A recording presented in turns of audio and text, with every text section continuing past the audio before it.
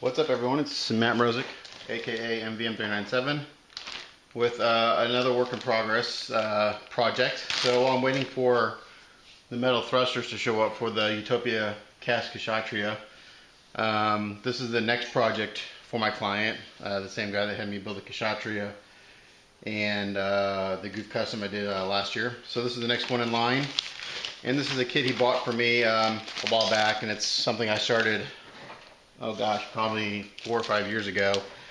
It's the G-System 1/72 GM Sniper 3. So it's this kit right here. And I had started this kit and I got it almost ready for paint. Gosh, probably back in 2009, 2008, somewhere back in there.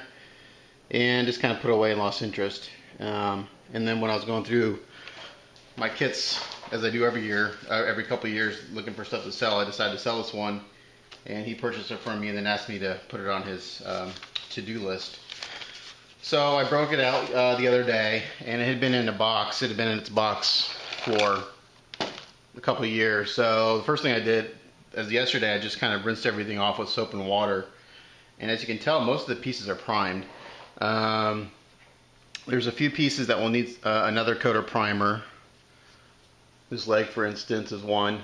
You can see where I've sanded through, and it needs another round of primer. The only seams in this kit were on the calves.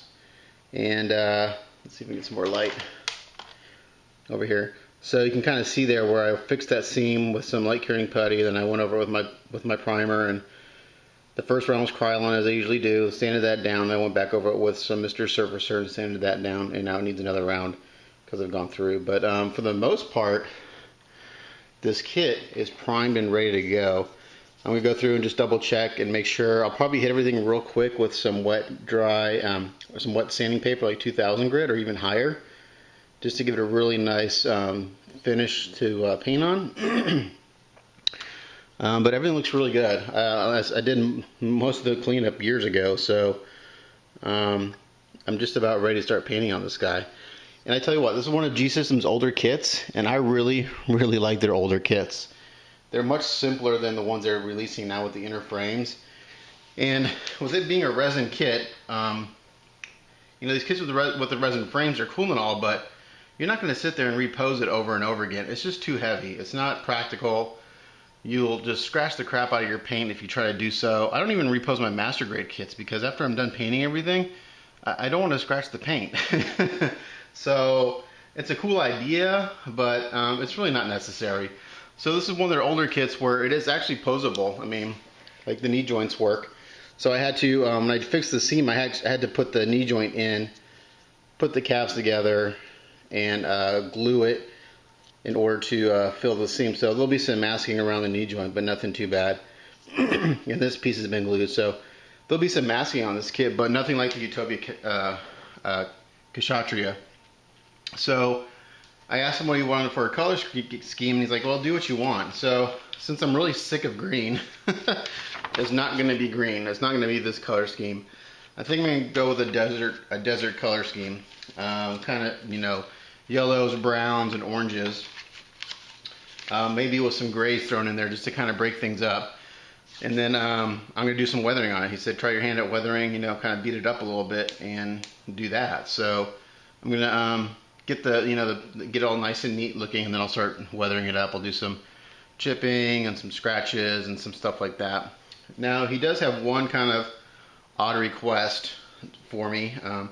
Even though it's a GM Sniper, he has asked me to add the shield from the 1/72 Mark III, which is a kit he bought for me. Again, the Mark III was actually the first resin kit I bought, and the first resin kit I attempted to try to paint and everything, but it didn't go so well, so it needed to be stripped and repainted, so I just sold it. I sold it for like $100. It's really cheap. But here's the shield to the GM3, and this is G-System's paint job, and he's got some notes that he wrote years ago for me, what to do with it. So, and here it is when I first, again, this was done years ago. Actually, the first primer coat's not too bad. When I went to lay the black, it did not do so well. So this needs to be sanded down or reprimed. So I have to to mount that to the GM Sniper, which will be a little tricky because this is the arm to the Mark III, and it's got a special thing here for the where it mounts. So this is what goes on the arm to hold the shield in place, and you can see it kind of hinges here, and it wraps around the arm. So on the Mark III, it would peg into here like that, and then it would wrap around there and lock in place, and it would hold the shield very nicely, actually. And then there's a little round piece right here that plugs into here, like so, and then that's where the shield attaches. So I don't know until I really start looking at the arm on the GM Sniper if I'm going to utilize this mechanism, because the arm is quite a bit bigger, and I don't know if I'm going to, this has been glued together, but I think it's just with CA. I think I can break it free. I'm not sure if I'm going to try to use this mounting system here or do something where I just drill a hole in the side of the arm for the GM3 and use this. I'm not sure yet, but I have to figure out a way to mount the shield onto the GM3. He also sent me the gun back for the Mark III, which is actually a really cool gun. And this was back in the day when I didn't know what the hell I was doing, and I actually glued a lot of it together already. So unfortunately, there's going to be a lot of masking because I should have left these pieces separate and I could have painted them a lot easier. But again, this was 7-8 years ago and I didn't know what the hell I was doing. So learn and let live. So I got to do that. So that's actually going to be the only challenging part of this kit, is mounting the shield and having to mask and respray this gun. So it looks like some of it's broken off a little bit, but no big deal. Make it easier to paint. What else? So kit's mostly in primer. I can do a quick dry fit of this and kind of show what it looks like. For an older kit, it's engineered very well. Sorry for the shaky camera. But I can dry fit most of it for you real quick, and it'll stand up on its own. And the frame. I'm not a videographer by any means. So let's kind of put this together. So let's get the feet parts, which are right here. Alright, so these guys right there, and these are labeled left and right. That's the left one, that's the right one. It's just because they're at a slight angle. Here's the toes, here's the heels, and these got to get real easy. Basically, I've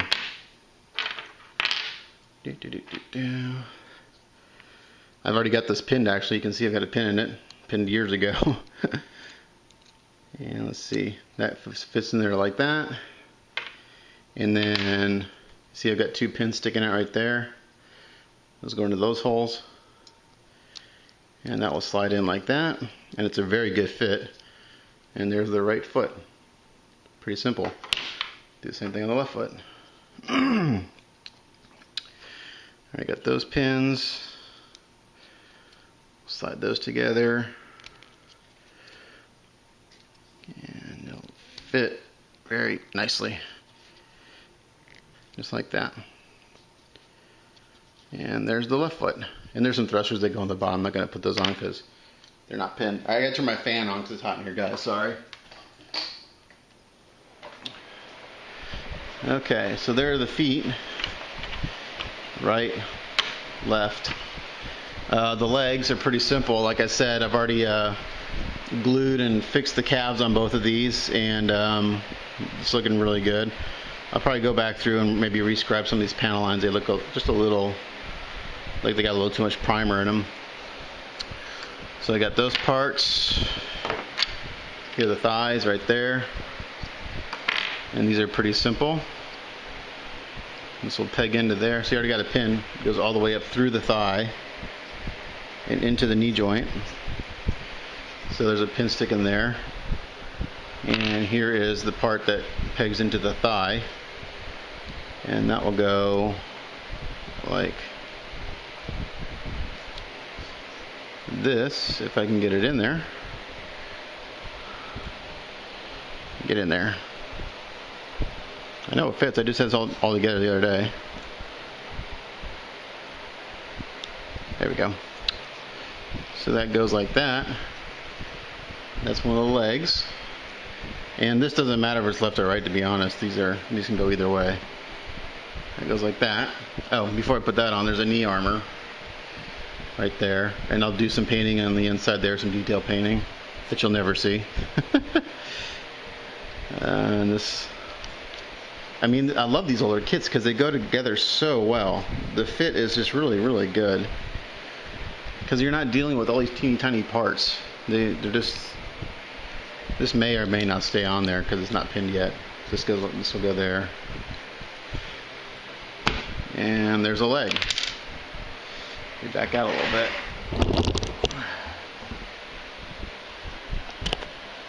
Alright, let's do the other leg. Same process. This goes onto here. Again, this will need another coat of primer. And I'll probably end up going ahead and giving everything a real quick, like I said, once over with some sandpaper and see if any other problem areas pop up. I don't anticipate that because, like I said, I've got most of this already kind of pinned and stuff. I got really far on it when I was building this, and I don't know what happened if a commission job came in or something, and I just had to put it on the side or whatever, but I just never finished it. So there are the legs. And then here is the hip area, and this is one piece, so this will be fairly easy to paint. There'll be some masking to do. I'll have to paint the emblem and down there recessed areas. And these have little rubber poly caps in them, you can see there, and they're just tight enough to hold everything together. It's not super tight. There's that. I'm going to back up a little bit so we can see.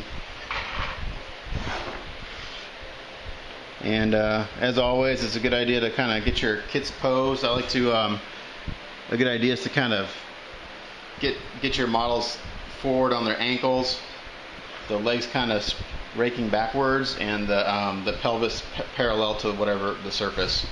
And then I always like to point the toes out a little bit. It just gives it a much more powerful stance, and it stands better. One thing I see is a lot of guys don't know how to pose their kits, and they just look like statues.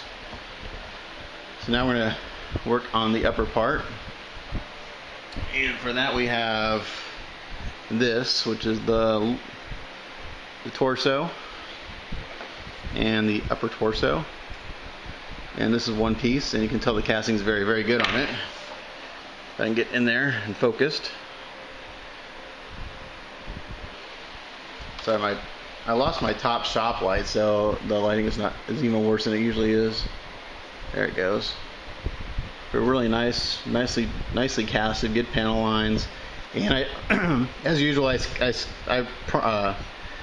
rescribe these panel lines before I prime. I always do that on the resin kits because it takes a lot of primer. And so these simply go together like this, and that's not even pinned yet. And then there's this center vent piece that goes on the chest. So those go together. This pegs into there like that. Excuse me. Oh. And I gotta put this piece on right here, which holds all the skirts and everything. So that goes on top.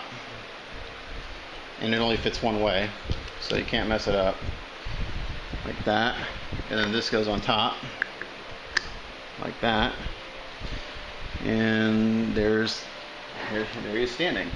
Let's put the head on so you can see the total height.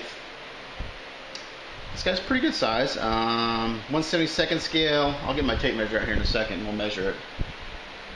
But I'm not going to put all the little pistons and everything on. I'm just going to throw his head on there. So right there, that's how tall he is.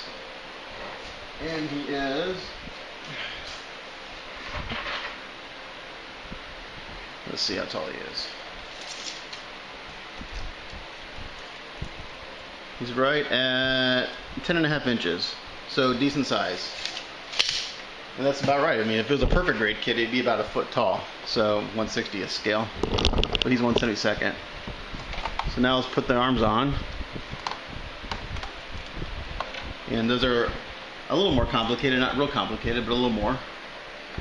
So these actually got some screws, and those have all been screwed together. Those are like the inner workings of the arm. Oops, as I drop it. And so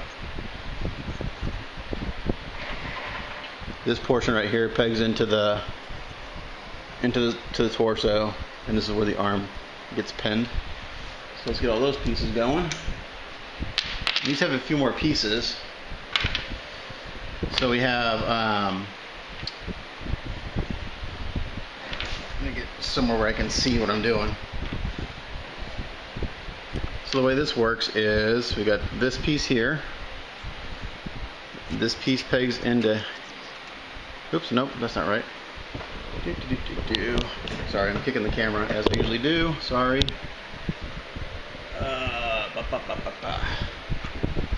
Okay, sorry. I have to think through this because it's been a while since I've done this. Oh, okay, here we go. So this goes in, this little piece right here pegs into there. I had it going in the wrong way. And it does have a front and a back. So the front is this part right here, allows the arm to bend. And then this piece comes in like that, so we got a bend right there. And then, whoops, I just dropped a piece. Hopefully nothing broke. Nothing broke, good. Alright. So that's like that. And then here's the part of the lower arm, and this is the area where I'll have to try to figure out how to get that shield to fit in. And that's pretty much the arm right there. So we got a bend and a twist. And slide him over, and I'll go in right like that.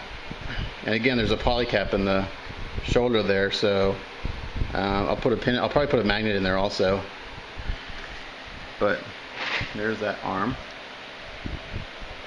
This might be kind of a long video since I'm piecing this together. And so we'll do the other arm.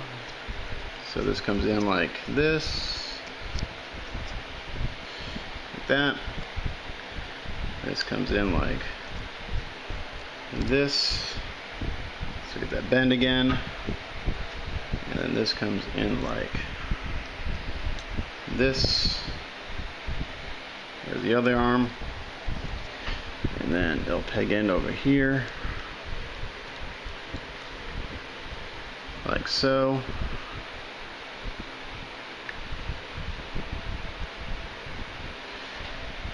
Just like that.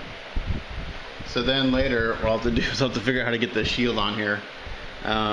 It's an interesting idea because the shield is a completely different design than the GM3. This is more sleek, aerodynamic, and the GM3 is very rugged. So it'll be interesting to see what it looks like on there. So I don't know, my initial thought is, I have no idea if this is how this is gonna work. I might be able to get this. I might be able to figure out a way to. Sorry about the shaky camera again. Might figure out a way to get this on here. It might wrap around. Looks like it actually might work. Oops. I don't know. I do something like this. Yeah, if I drill some holes, that might fit in there. There's a spot back here for something, but I don't know why, because the GM3 doesn't come with a shield. So, it's like there's a spot there you could put a shield. But I'm thinking if I do this, because I don't think this part right here would look good on the GM3. It would really throw it off. I don't know. I don't even know if I can get those apart. But anyway, let's get back to kind of piecing this guy together. He's leaning forward a little bit right now, so he may fall over. Gotta straighten up the hips here. Alright.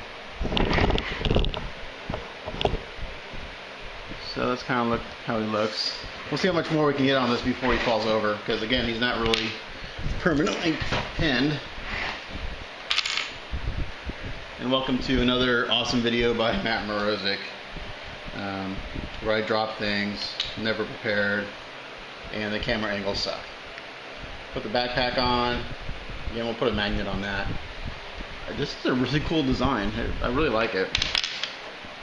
Let's see. The way the shoulders armor works is that we have this piece here, and this has like a little rack on top for some weaponry. So that goes there, and these pieces will just slide into here, and they'll get glued on. But right now they just sit. And they have these pieces here that will go on, like there's a little peg in the back there, if you can see that, and there's a little hole there. That lines up. That makes it easy for painting, which is nice.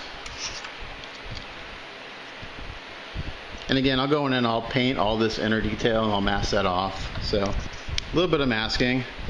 This is not going to be as crazy as the UC Kshatriya, because I'm not going to have being a desert scheme, I'll be able to get away with kind of having more like a global color scheme, meaning that the suit for the most part will be the same color everywhere, except for a couple areas. You ever look like at a tank with a desert color scheme? It's basically the same color everywhere. But we'll break it up a little bit. I don't want it all one shade of yellow or brown. That's just boring. So we'll pick out some details. So the shoulder armors just kind of go on there like that. And as I mentioned, these little guys sit up here like this. And I have another one somewhere. Oh, it's back here. Like that. The skirts.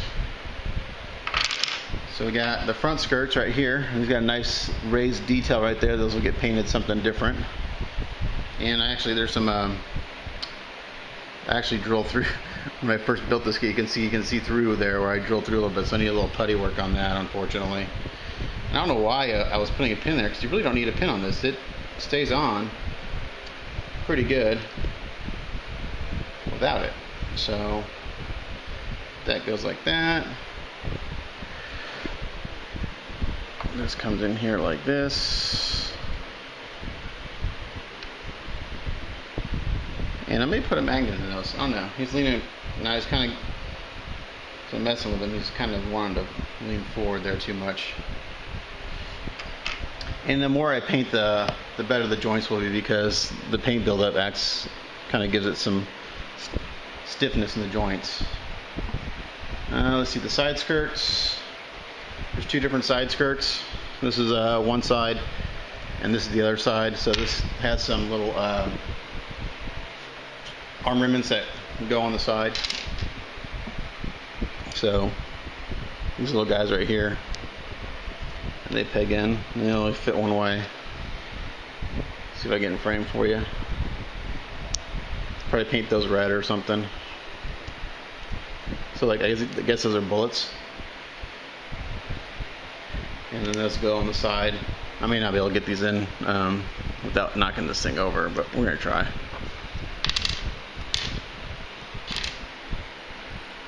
So you guys get an idea of what he looks like. The arms make. Here we go. See, it's falling apart. There's one. Oh, there goes the arm. There's two. And then the back skirts are relatively plain. Nothing really on those.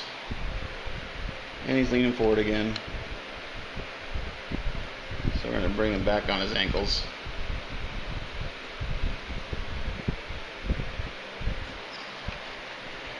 And then the other back skirt. So for the most part, this is what he looks like without all the other little details added. Like obviously the hands aren't in and stuff, and so that's pretty much what he looks like right there. He's looking a little wonky right now, but that's because I really don't have. He's very loosely put together. But he looks good. Yeah, nice kit. So I'm going to take the head off. And he actually has a visor, which is kind of cool. And there he goes. I hit the table. So I'm going to just kind of take him over here and put him down. He's going to fall apart, no biggie. So the head has this little mechanism where it can open and close this visor. So here's the head, really nicely detailed. So the visor is like right here. And these two little guys come in and go on the side of the head. And I'll show you how this works. And the idea is that he can have his visor closed like this, or it can open. Now it doesn't open very far. It actually doesn't open very much at all. Put there, open, and closed. So it barely moves.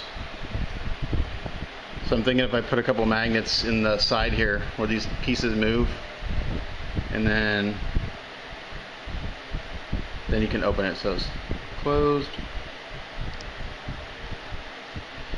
and open. There's very, very little movement. So, but it's a cool concept. I kind of dig that. So, and these get all have plastic vacuum form pieces that go over there that are clear. So I'll paint them like red or something. Let's see if I'll focus. So that's really an intro to this kit. That's a long video, but I kind of want to piece them together for you and show what it looks like. Another thing I didn't show you is the weapon. It's just a really badass gun. So we got this guy here. This fits down into here. It's got a really nice big clip. Let's see if I can remember how this goes together. It's been a long time. Barrel. Let's see what else. There's the trigger, which comes in here like that. There's a piece that goes between there and there. It's out here somewhere. But oh, it's right here, I think. Yeah. Anyway, I could go on forever on this kit. It just looks really cool. So that's the gun basically. And there's another barrel that goes right there. But that's an intro, long video. Sorry guys. I get talking and get excited about this stuff. So there's actually the clip goes on the top like that. And then there's one more piece that comes up here like this. So there's that. That barrel's a little crooked obviously right now, but that's the gun for the most part. So almost 30 minutes. I hope you stuck with me. But that's the intro to the GM Sniper 3. With a few additional pieces from the Mark III. So what I'll probably do today is I'll go ahead and do a quick sanding all the pieces and get another coat of Mr. Surfacer 1200 on everything. And then after that I'll be ready to paint. So I should be able to start throwing paint on this week once I finalize the color scheme in my head. So cool. So stay tuned. As soon as I get the metal thrusters for the Utopia Kshatriya, I'll be able to finish that up, and then I'll do photos and the final video for that guy. And then I've got a lot of kits coming up. I've got the GM3 that I'm working on. I've got to do the review of the MIG Ammo by MIG products for the for that modeling blog where I'm going to try the chipping effects and the acrylic paints and all that stuff. I just added another commission to my build queue. It's going to be a master grade Sinanju with the resin upgrade parts and metal thrusters, and that's slated to kind of start at the beginning of the year. He's going to send me the kit now though, so I can kind of clean it up as I need a break from other things. I will be ordering a G-System 135 XS 2.0 in the next week. So that my goal for the XS 2.0 is to have it done for Wonderfest 2016 as a single entry, but we'll see. That's my plan. So as always, thanks for watching. It's Matt Morozic, aka MVM397, signing out. Catch you next time.